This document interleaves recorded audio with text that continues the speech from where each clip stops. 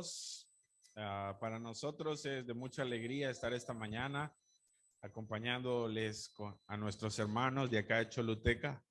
Realmente nos gozamos de verlos y de compartir. Y ayer en el taller que tuvimos pasamos un bonito tiempo. Creo que fue de bendición para todos. Y hoy, como dijo Juan, nos acompaña un buen número de hermanos de la iglesia de Tegus. Ellos estaban gozosos de venir, de acompañarles y de servir. Algunos están sirviendo hoy también dentro de escuela bíblica. Y los hermanos de Tegus también les saludan, les envían un saludo, los pastores, los líderes. Y estamos siempre orando por la iglesia, deseando que Dios siga obrando en ustedes y los esté animando a seguir creciendo y sirviendo al Señor. Vamos a tener un tiempo de orar para que Dios nos dirija, que Dios prepare nuestro corazón, así que acompáñenme. Padre bueno, venimos a ti esta mañana reconociendo que si estamos hoy aquí es por tu fidelidad. Tú nos has traído hasta acá, Señor. Tú nos escogiste, nos salvaste y nos permites hoy seguir caminando, Señor. Derrama tu gracia para que podamos perseverar en nuestra fe, que aún esa es un regalo de Dios, Señor. Oro porque tú prepares nuestro corazón. Doy gracias porque hay personas acá que oyeron tu voz y te confesaron como Señor. Y eso fue por la obra maravillosa del Evangelio, Señor. Hoy ese es el tema. Prepara nuestros corazones, háblanos a través de este pasaje, que tu Espíritu, Señor, esté obrando en nosotros y que mis palabras, Señor, pues no sean mías, sino que provengan de tu Evangelio, Señor. Que tú obres en esta iglesia con poder, con sabiduría y que derrame, Señor, sobre ellos esa gracia abundante para que los uses para salvación de otras personas, Señor. Dirígenos, en el nombre de nuestro Señor Jesús oramos. Amén. Pues esta vez que vengo acá, no voy a predicar un tema aparte de lo que han estado estudiando, sino que vamos a continuar estudiando la primera carta a los Corintios que dieron inicio algunas semanas atrás. Y cuando nosotros vamos a estudiar esta carta, es muy importante que nosotros podamos entender el contexto de Corinto, el contexto de Corinto. Corinto era una iglesia que tenía muchos problemas doctrinales, muchos problemas de enseñanza, pero también esos problemas los habían transmitido a su vida práctica. Había muchos problemas en la comprensión del evangelio, pero también problemas de aplicación cuando ya se refería a su conducta. Pero a pesar de que esta iglesia tenía muchos problemas, muchas dificultades, era una iglesia que estaba creciendo, era una iglesia que estaba caminando. Y algo importante que necesitamos saber es que en las iglesias siempre van a haber problemas, como en nuestra vida. La palabra nos advierte que van a haber dificultades, que van a haber problemas. Pero los problemas Dios los pone para que la iglesia pueda caminar, crecer, si los aborda de la manera apropiada. Así que los problemas son oportunidades para seguir creciendo en el Señor. Ahora, ¿cuáles eran algunos de estos problemas que enfrentaba en la iglesia? Podemos ir buscando 1 Corintios capítulo 1. 1 Corintios capítulo 1. ¿Cuáles eran algunos problemas que enfrentaba? Si ustedes se fijan, si me ayudas con la siguiente, por favor. Si ustedes se fijan ahí, algunos de los problemas empiezan en el versículo 10, donde los hermanos estaban teniendo división. Había división en la iglesia, no había un mismo sentir. Y parte de esa división había surgido porque los hermanos habían sobreexaltado al hombre, habían levantado al hombre, lo habían exaltado. También había problemas de menosprecio del evangelio. Y ya voy a explicar con más claridad qué es lo que estaba pasando. Había un menosprecio hacia el mensaje de la cruz. También había un cierto menosprecio a la autoridad de Pablo. Esto lo vemos en los primeros versículos, pero también se ve en el capítulo 9, donde Pablo está defendiendo su apostolado ante ellos. Y si continuamos viendo a lo largo de la carta a los Corintios, si nosotros vemos el capítulo 5, solo de una manera rápida, miren el título que Reina Valera coloca. Arriba del versículo 1, capítulo 5, dice un caso de inmoralidad. O sea que dentro de la iglesia había prácticas inmorales. Si continuamos avanzando en el capítulo 6, el título que Reina Valera coloca es que había litigio delante de los incrédulos. ¿Qué significa? Que había problemas entre los hermanos, problemas posiblemente de negocio, de trabajo, que los había llevado a confrontarse y no lo podían resolver. Y estaban acudiendo a autoridades civiles para resolverse. Y eso no es posible. Como hermanos debemos resolver nuestros problemas en el Señor. Si vamos al capítulo 7, el capítulo 7 habla de problemas en el matrimonio. Si ven el título que tiene ahí, había mala enseñanza contra el matrimonio, no había una comprensión clara, aún la parte de la soltería no se entendía bien. Si avanzamos del capítulo 8 al capítulo 10, vemos que el capítulo 8 dice sacrificio a los ídolos. Había idolatría en esta iglesia, mucha idolatría.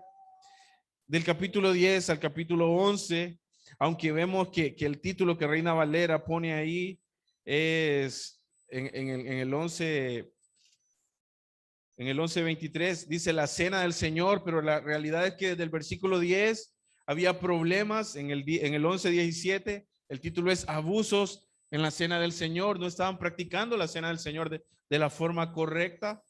Si seguimos en el capítulo 12, dice dones espirituales, y muchas veces hemos tocado este pasaje como es que Pablo estaba enseñando precisamente de los dones espirituales, pero no había problemas con los dones espirituales. Pablo está corrigiendo a la iglesia por una mala práctica de los dones espirituales.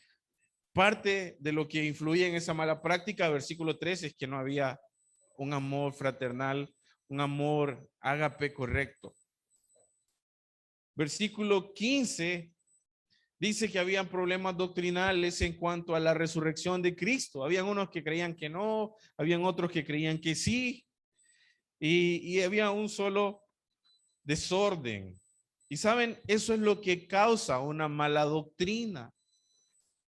La mala doctrina causa división porque unos piensan de una manera, otros piensan de otra manera. Y si no, miren cuántas denominaciones hay hoy. Ahora, una mala doctrina forma una conducta equivocada en la manera de vivir del creyente, pero una correcta doctrina nos lleva a vivir de una manera que a Dios le agrada.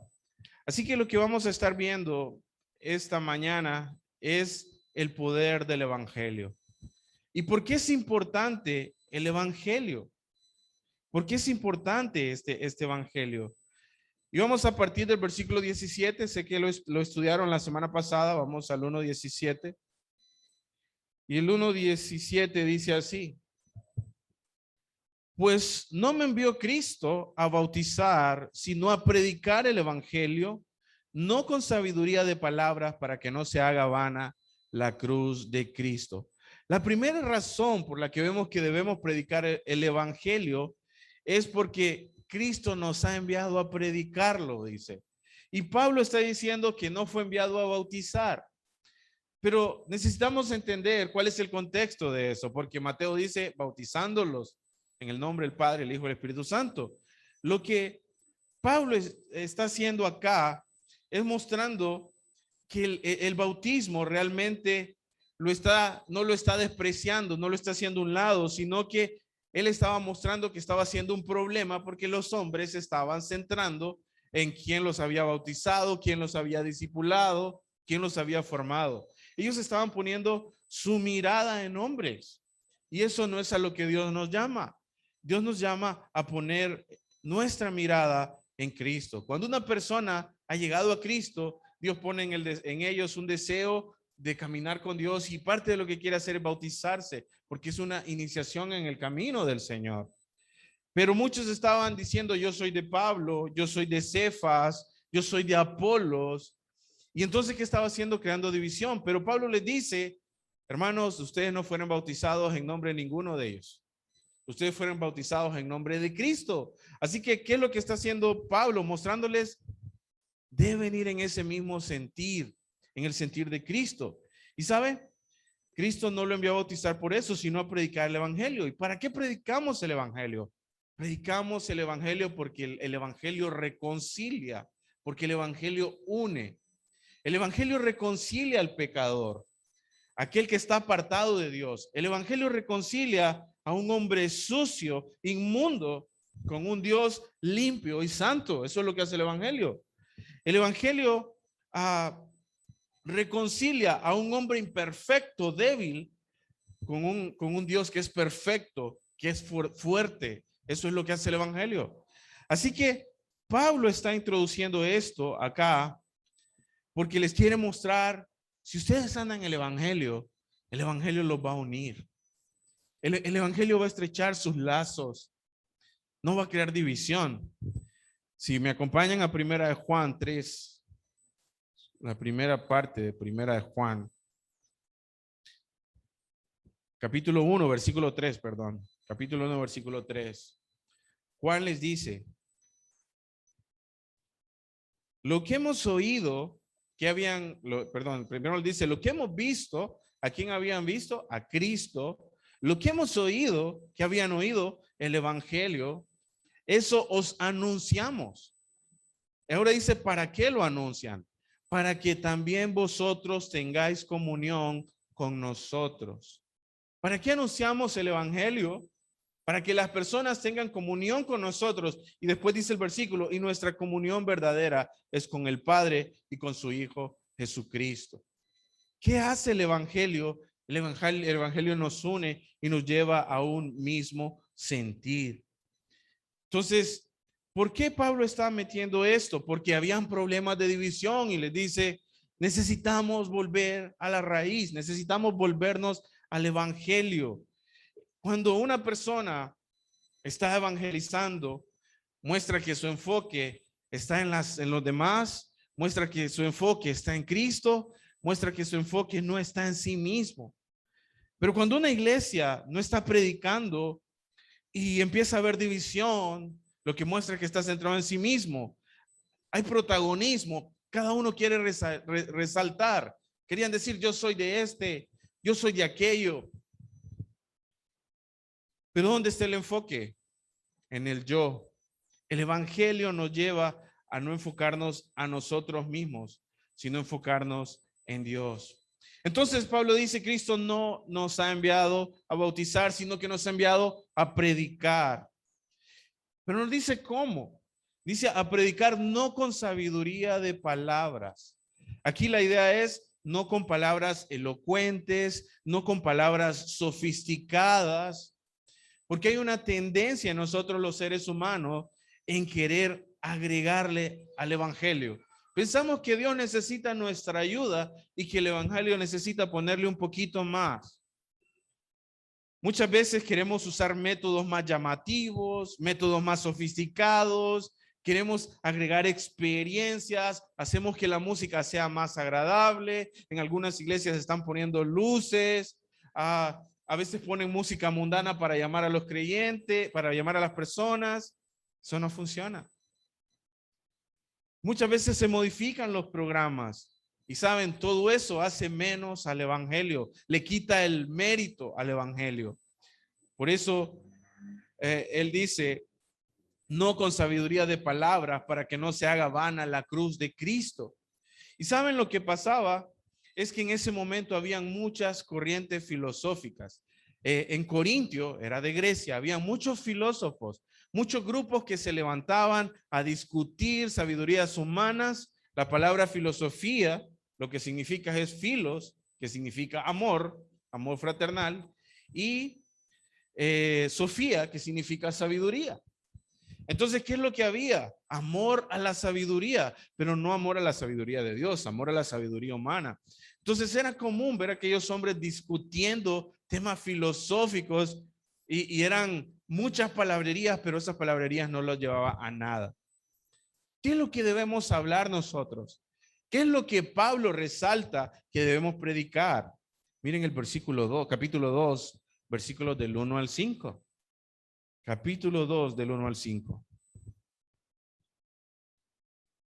Así que, hermanos, cuando fui a vosotros para anunciaros el testimonio de Dios, escuchen, no fui con excelencia de palabra o de sabiduría, pues me propuse no saber entre vosotros cosa alguna, sino a Jesucristo y a este crucificado. Y estuve entre vosotros con debilidad y mucho temor y temblor. Y ni mi palabra ni mi predicación fue con palabras persuasivas de humana sabiduría, sino, dice, con demostración del Espíritu de poder, para que vuestra fe no esté fundada en la sabiduría de los hombres, sino en el poder de Dios. ¿Qué debemos predicar?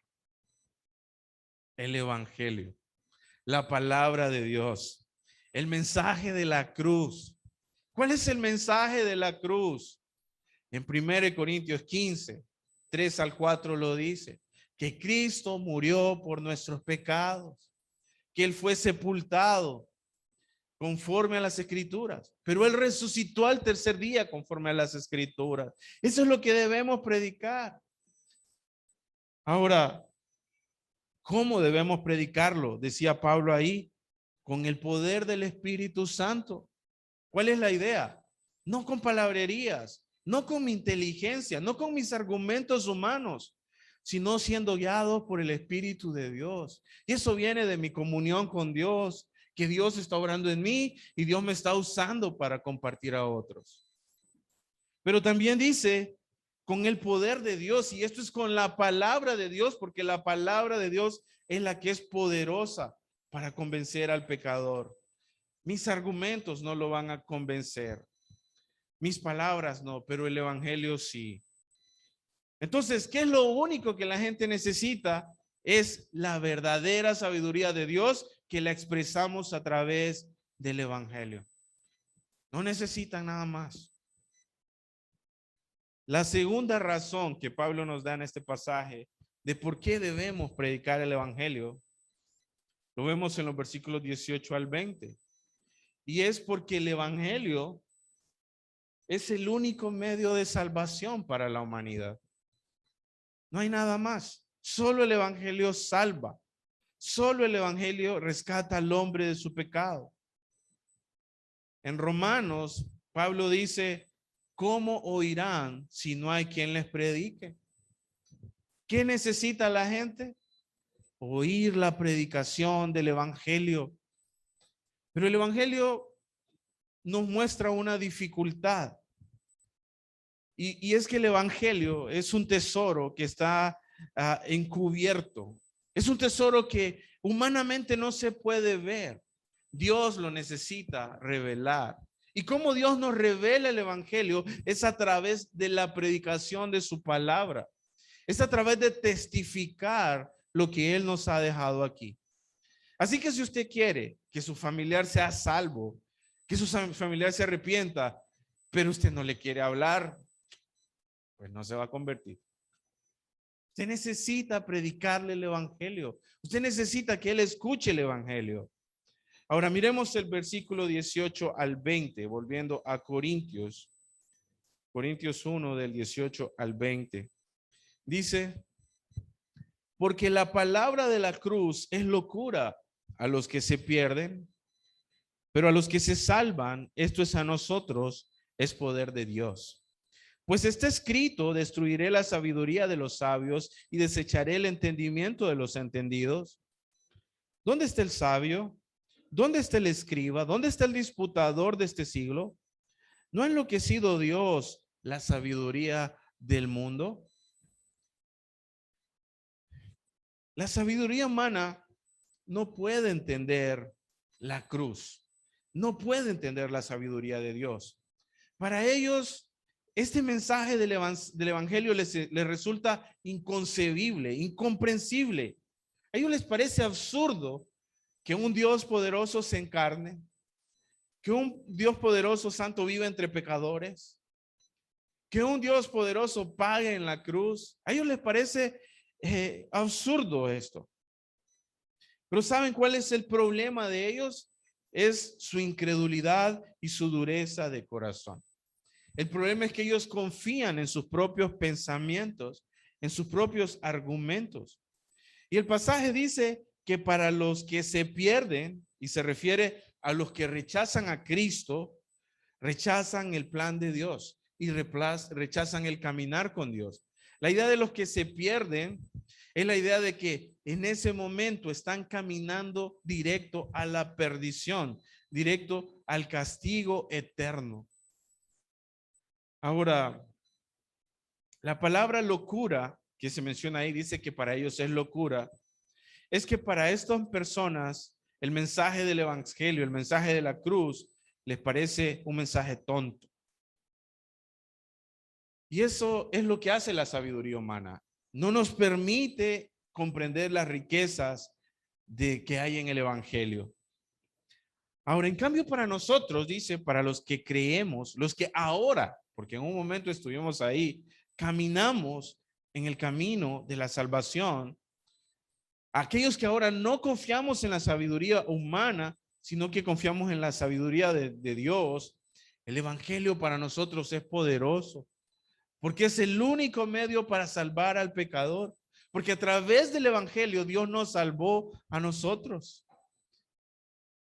Por eso, hermanos, debemos predicar el evangelio, porque el evangelio rescata al perdido y lo vuelve hacia Dios, porque el evangelio le da libertad al que es esclavo de su pecado, porque el evangelio rescata a los hombres de las garras de Satanás, los hace escapar del lazo en que están cautivos a voluntad de él, como dice Timoteo. El evangelio los saca de una eternidad en el infierno y por eso debemos predicar el evangelio. Pero el evangelio también es poderoso para derribar todo argumento, todo pensamiento, toda fortaleza mental que se ha levantado en nuestra mente y nuestro corazón. El evangelio es el único que puede derribar estos pensamientos. Es lo único. Así que lo que las personas necesitan oír es el evangelio. Pero saben, cuando nosotros compartimos el evangelio van a haber dos reacciones. Dice que para unos es locura, pero para otros es valioso. Y esa palabra locura también tiene que ver con la idea de rechazo o burla. Ellos se burlan. Cuando exponemos el evangelio, muchos se van a burlar y lo van a rechazar. Así que no se extrañen que los rechacen. Así que no se extrañen que cuando tú les hables a tu familia, a tus amigos del evangelio, no te entiendan. No te extrañe que se burlen de ti, que te llamen loco. Pero ¿saben qué hace el evangelio? Expone su necedad, expone su rebeldía y manifiesta su insensatez. Ahora, para los que creemos, sabemos y comprendemos que el evangelio es poder de Dios para salvar a los perdidos. Entonces, ¿qué necesita hacer la iglesia? Predicar el evangelio. ¿Qué hacemos los creyentes? Nos gozamos en ese evangelio porque nos rescató, porque nos salvó. Pero también nos afirmamos en el evangelio. Y la idea de afirmarnos es crecemos en el evangelio. El evangelio es sencillo. Está diseñado para que un niño lo entienda. Para que un niño reconozca su pecado, se arrepienta y se vuelva a Dios. Pero es tan profundo que nos metemos en él. Vamos a las profundidades más grandes y no terminamos de entenderlo. Y aquí está manifiesta la sabiduría de Dios. Aquí encontramos la sabiduría de Dios. Entonces el evangelio no solo expone la insensatez y la necedad de estos hombres, sino que también el evangelio hace juicio contra ellos.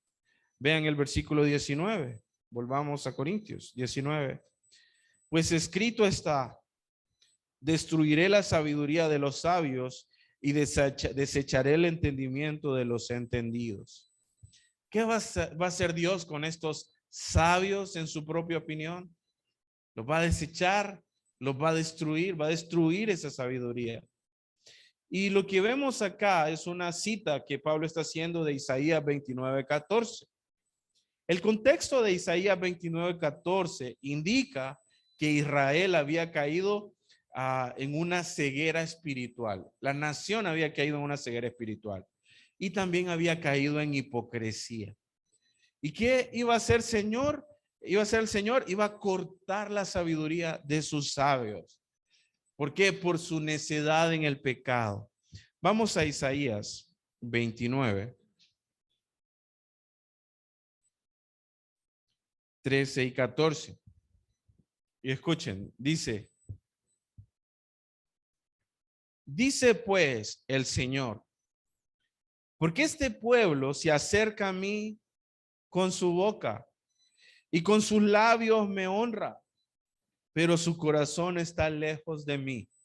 El problema de la nación era que era de labios, pero el corazón se estaba deleitando en el pecado.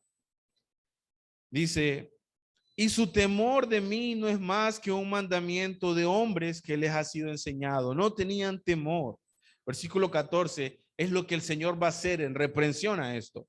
Por tanto, aquí nuevamente excitaré yo la admiración de este pueblo con un prodigio grande y espantoso, porque perecerá la sabiduría de sus sabios y se desvanecerá la inteligencia de sus entendidos.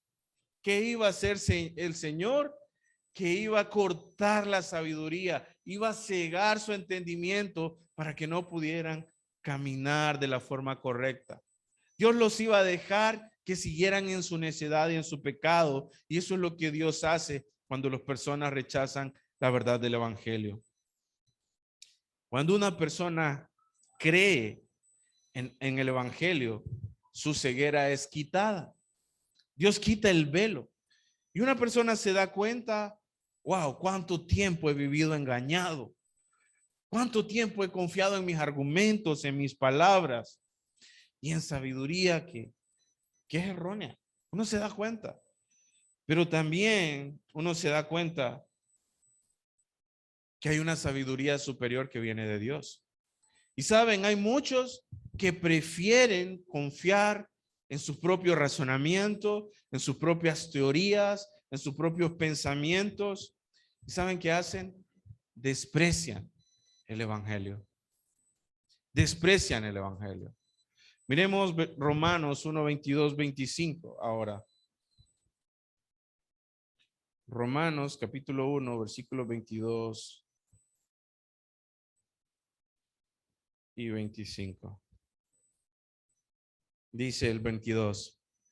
Escuchen, profesando ser sabios, se hicieron necios y cambiaron la gloria de Dios incorruptible en semejante de imagen a hombre corruptible, de aves, de cuadrúpedos y de reptiles.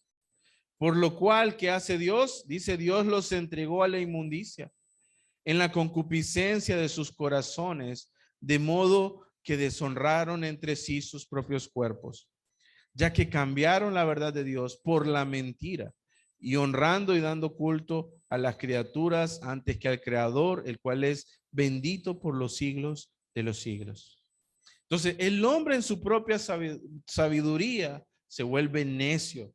¿Y qué hace el hombre? Desprecia la gloria de Dios, no le da gloria a Dios, sino que se vuelve a la creación. Se envanecen en sus propios pensamientos. Se entenebrece su corazón y la idea es que se llena de oscuridad y dejan de ver lo que es evidente y lo que realmente es razonable. Pero ¿saben cuál es la razón? El versículo 25 dice, porque cambiaron la verdad de Dios. Porque prefirieron confiar en sus pensamientos, en su lógica, en su inteligencia y no prefirieron confiar en Dios. Lo que ese versículo 19 está diciendo es que llegará un tiempo donde el Señor va a mostrarle a todos. Aquí es donde entra Filipenses, que dice que toda rodilla se doblará y toda lengua confesará que Cristo es Dios. Cuando ellos se van a dar cuenta de su insensatez, se van a dar cuenta que despreciaron a Dios, se van a dar cuenta que despreciaron la verdad. Así que nosotros que conocemos la verdad debemos caminar en ella, amarla y atesorarla. Ahora, Pablo continúa haciendo varias preguntas en el versículo 20 y dice, ¿dónde está el sabio? ¿Dónde está el escriba? ¿Dónde está el disputador de este siglo? ¿No ha enloquecido Dios la sabiduría del mundo? ¿Qué pretendía Pablo mostrar con estas preguntas? La idea de estas preguntas es, ¿a dónde los ha llevado su inteligencia? ¿A dónde los ha llevado su entendimiento humano y su mucha palabrería y mucho razonamiento? Lo que Pablo está haciendo aquí es mostrando que la sabiduría humana no es confiable. La sabiduría humana es inútil. La sabiduría humana es pasajera y la sabiduría humana nos aparta, nos aleja de Dios. Pero sobre todo, Pablo quiere mostrar que la sabiduría humana no resuelve el problema más grande del hombre, que es el pecado y su separación con Dios. Por eso muchas personas son muy inteligentes, pero no entienden el evangelio ni se salvan. Son las mentes más brillantes, pero no pueden llegar a Dios. Y lo que Pablo les está diciendo es, ¿dónde están los expertos que tienen toda respuesta, pero no han logrado cambiar el corazón del hombre? Que no han logrado quitar la maldad de este mundo. No han logrado quitar las guerras. ¿Dónde están esos sabios inteligentes que no han podido quitar la ignorancia y la violencia y la inmoralidad? En la sabiduría el hombre solo se pierde y se pervierte. Y cada vez lo que vemos es que el hombre está peor. Eso es lo que vemos.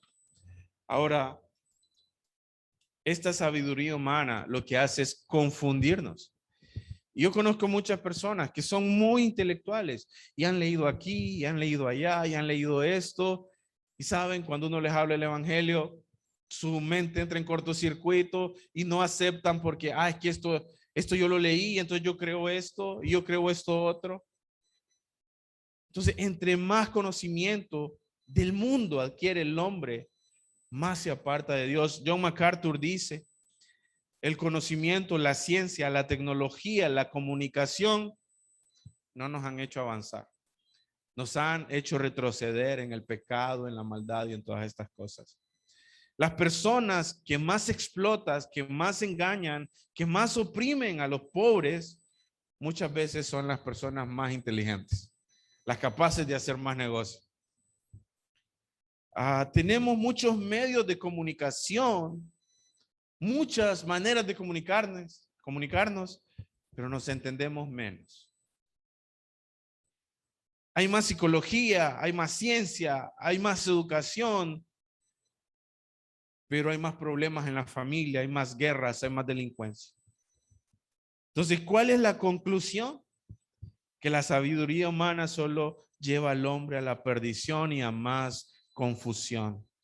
La sabiduría humana solo pervierte más al hombre. ¿Qué necesita entonces la gente oír? La sabiduría de Dios. Hermanos, enfoquémonos en esa sabiduría, en la palabra, en el evangelio. Ahí es donde está la verdad. La palabra que usa ahí para disputador de este siglo es la idea de una palabra, una persona que debatía con gran elocuencia. Entonces, ¿ha cambiado algo por la mucha palabrería del hombre? No. Solo la palabra de Dios tiene el poder transformador. Solo la palabra de Dios rescata al hombre. Y solo la palabra de Dios hace sabio al sencillo, como dice el Salmo. La palabra sencillo es una persona que anda de pensamiento en pensamiento, que le enseñan una cosa acá y la cree. Después le enseñan otra cosa acá, desecha aquella y cree esta. Y después salta para acá y cree otra. Pero ¿qué hace el evangelio? Derriba esa insensatez y borra todos esos argumentos y me empieza a dar un argumento sólido en la verdad. Empiezo a caminar en la verdad. La tercera razón que Pablo nos da para predicar el evangelio es porque a Dios le plació salvar de esa forma. Dios se complace en el evangelio. Dios lo hizo. Y hay dos puntos acá en estos versículos. Vamos a leer ahora del 21, volviendo a Corintios. Corintios 21. Vamos a leer del 21 al 25. Dice, pues ya que en la sabiduría de Dios el mundo no conoció a Dios, mediante la sabiduría agrada a Dios salvar a los creyentes. ¿Por qué? Por la locura de la predicación. Porque los judíos piden señales y los griegos buscan sabiduría. Pero nosotros predicamos a Cristo crucificado. Para los judíos ciertamente tropezadero y para los gentiles locura. Mas para los llamados, así judíos como griegos, Cristo poder de Dios y sabiduría de Dios. Porque lo insensato de Dios es más sabio que los hombres y lo débil de Dios es más fuerte que los hombres. Entonces hay dos puntos acá. El mundo no puede conocer a Dios a través de su sabiduría, pero también dice que Dios estableció la locura de la predicación. Podemos ponerlo como la necedad de la predicación, la ridiculez de la predicación. Otras traducciones le dan esas características. Ahora, claro que el evangelio y la predicación ni son necios, ni son locuras, ni son ridículos. El evangelio no es así. Pablo está abordándolo desde una perspectiva humana, de estos necios que rechazan la verdad. Y dice, a Dios le complació. Esta palabra complació es la misma que usó Dios cuando dijo, este es mi hijo amado en quien tengo complacencia. A Dios le complació salvar a la humanidad por la locura del evangelio. Entonces, la sabiduría humana no es capaz de alcanzar la salvación, ni es capaz de alcanzar el corazón. El hombre siempre ha buscado acercarse a Dios. El hombre siempre ha pretendido buscar a Dios desde su forma. ¿Y saben a qué lo ha llevado? A dos cosas. A ser idólatra, a eso lo ha llevado, a ser idólatra, pero también a apartarse de Dios. Y es por eso que cada vez vemos más falsas doctrinas, falsas enseñanzas. Mucha gente creyendo en evolucionismo, mucha gente creyendo que venimos del mono, mucha gente creyendo en cienciología, politeísmo, muchos dioses, el ateísmo, el satanismo, todas las falsas religiones están basadas en esto, en el hombre buscando a Dios en la forma que él cree que debe buscarlo. ¿A quién debemos buscar? Al Dios de la Biblia. ¿Cómo? Como la Biblia nos enseña. Ahora, Dios solo salva a través de la predicación. Entonces, ¿qué debe hacer la iglesia? Predicar el evangelio. Si queremos que vengan más personas a Cristo, ¿qué debe hacer la iglesia? Predicar el evangelio y no querer añadir al evangelio. Ahora, ¿cuál es el problema del corazón del hombre? El versículo dice, es la incredulidad del hombre, porque dice que los judíos que piden, ¿qué dice el versículo que piden los judíos? Señales. ¿Y los griegos? Sabiduría. Y aquí vemos dos grupos de personas que siguen hoy en día. La idea de los judíos que piden señales son los naturalistas o supernaturalistas que siempre están buscando evidencias, que siempre están buscando algo extraordinario, que siempre están buscando visiones, algo más allá. Y por otro lado están los racionalistas, que son los intelectuales, los que dicen, si realmente yo no lo entiendo, yo no lo creo. Ahora, ¿qué es lo que pasa a estos que buscan señales? Dice que para ellos el mensaje de la cruz es tropezadero. Este mensaje los ofende, eso es lo que significa la palabra. En el original se parte de una palabra que es escandalizar, de ahí viene escándalo.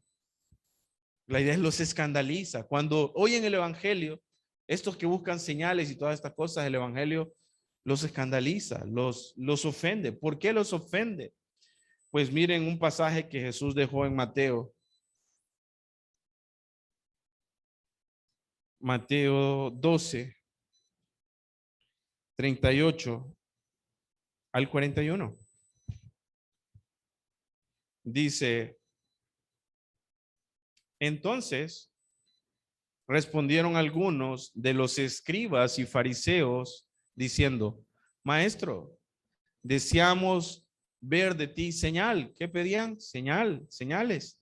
Jesús les respondió y les dijo, la generación mala y adúltera demanda señal, pero la señal no será dada sino la señal del profeta Jonás. Porque como estuvo Jonás en el vientre del gran pez 3 días y 3 noches, así estará el Hijo del Hombre en el corazón de la tierra 3 días y 3 noches.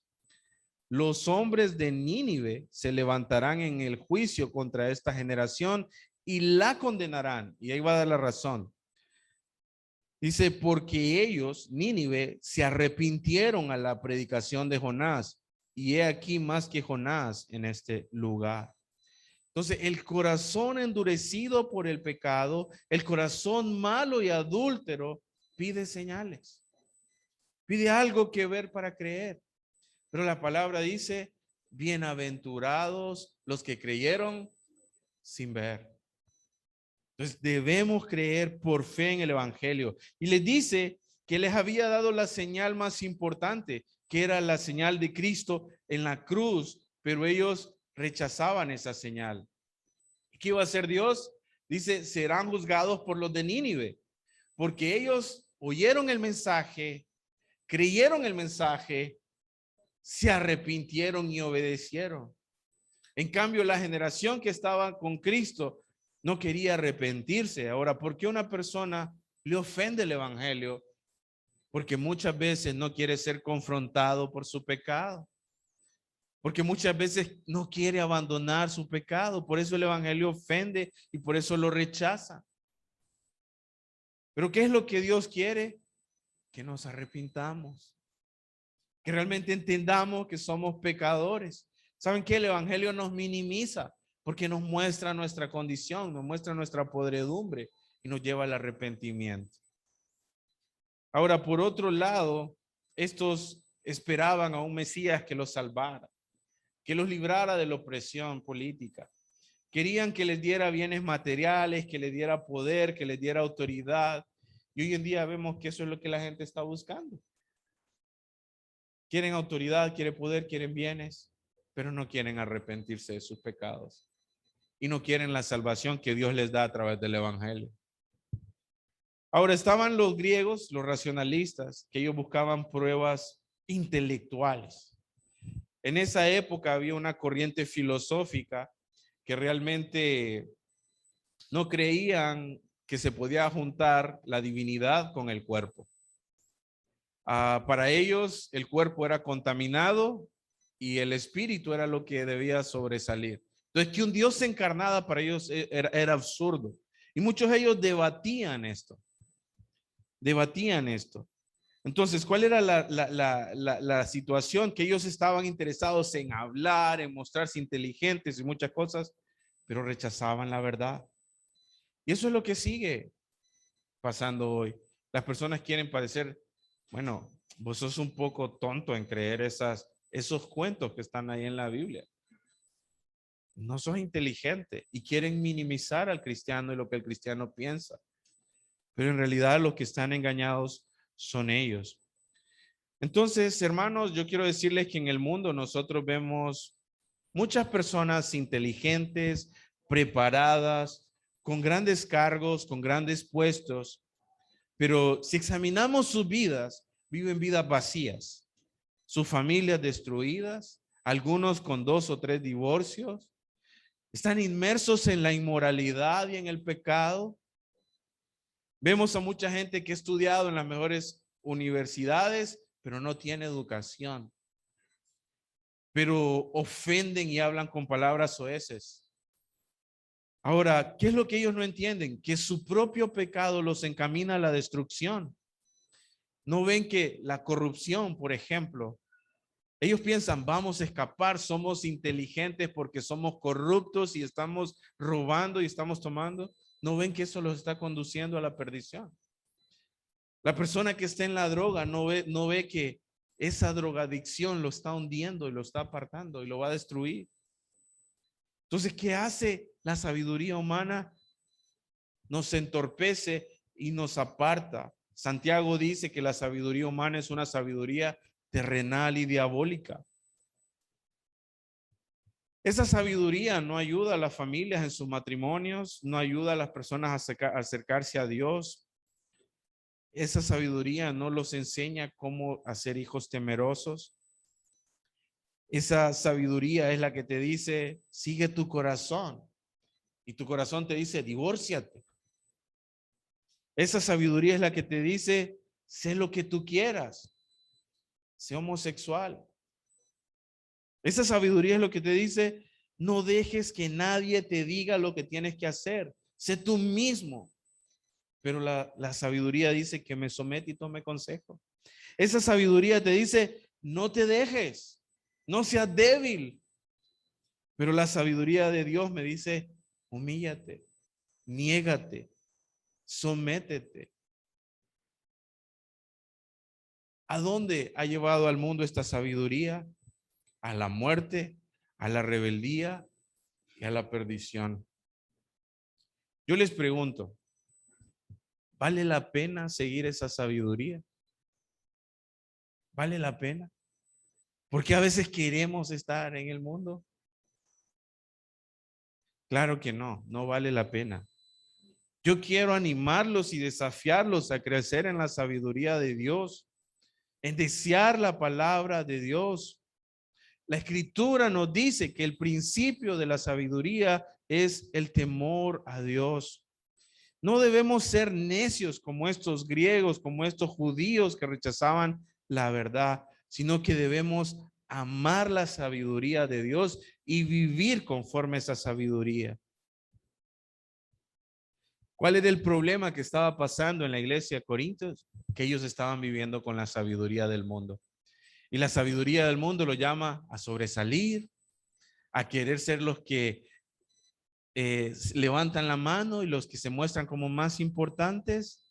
La sabiduría del mundo lo llama a pensar primero en sí mismo, sino pensar en los demás. ¿Y saben qué hace la sabiduría del mundo? Divide. Entonces, una iglesia que se deja invadir con esa sabiduría termina en perdición. Ahora, dice que para los llamados, para los escogidos, el evangelio es poder de Dios. El evangelio es poder de Dios. Entonces, para nosotros que estamos en Cristo, por eso lo predicamos, porque el evangelio lleva la verdad y lleva la sabiduría de Dios que las personas necesitan. El evangelio abre nuestros ojos para que nosotros comprendamos el amor de Dios, la gracia de Dios y el poder de Dios. Y por eso necesitamos predicar el evangelio. Este mensaje era tropezadero, este mensaje era tropezadero para los judíos. Pero ese mensaje es bendición para los que creen y se arrepienten. El último versículo 25 que vamos a estudiar dice, voy a volver.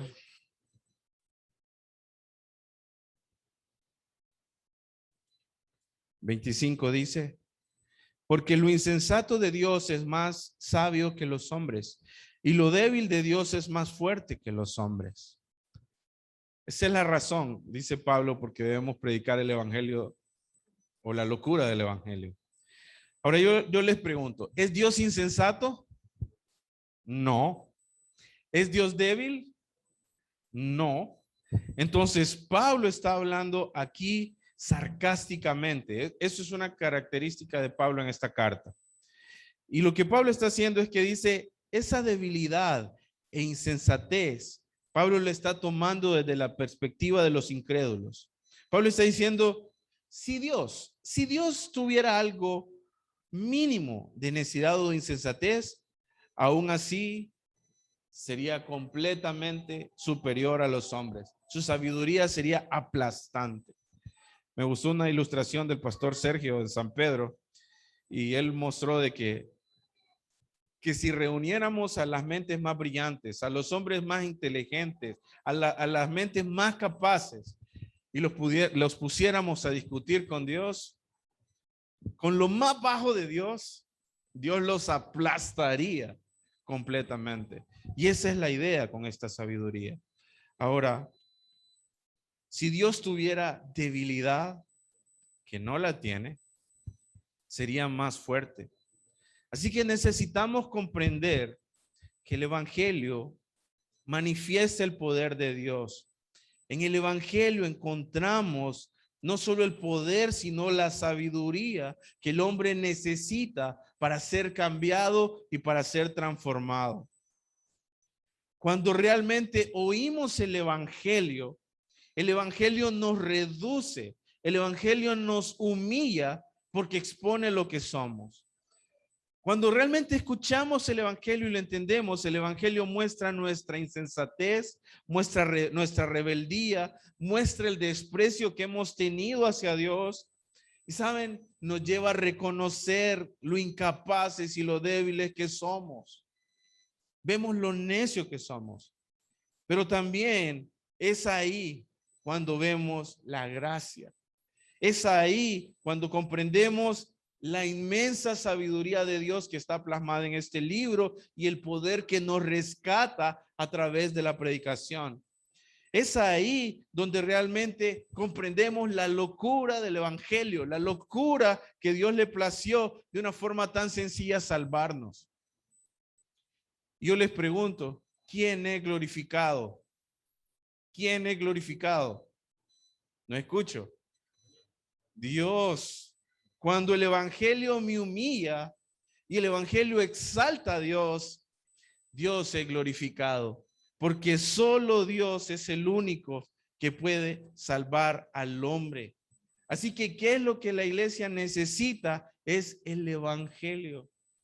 No necesitamos alterarlo, no necesitamos agregarle. Necesitamos confiar en el evangelio, que es poderoso para transformar el corazón del hombre. Vamos a terminar orando. Señor, venimos a ti dándote las gracias, Señor, porque tú nos has permitido ser libres por un mensaje que en un momento criticamos, que en un momento rechazamos, que en un momento nos burlamos y menospreciamos. Pero a ti, Señor, te plació salvarnos a través de ese mensaje.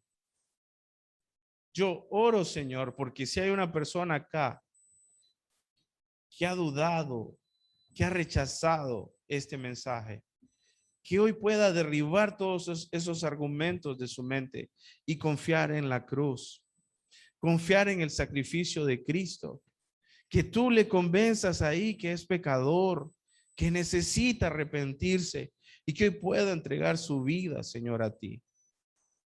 Yo oro, Señor, porque tú abras sus ojos y le muestres la maravilla del evangelio, Señor, y le permitas ver el tesoro que tú le estás dando, Señor. Y sabemos, hermanos, que hemos menospreciado, Señor, tu palabra, no estudiándola, no queriéndonos sumergirnos en ella, Señor.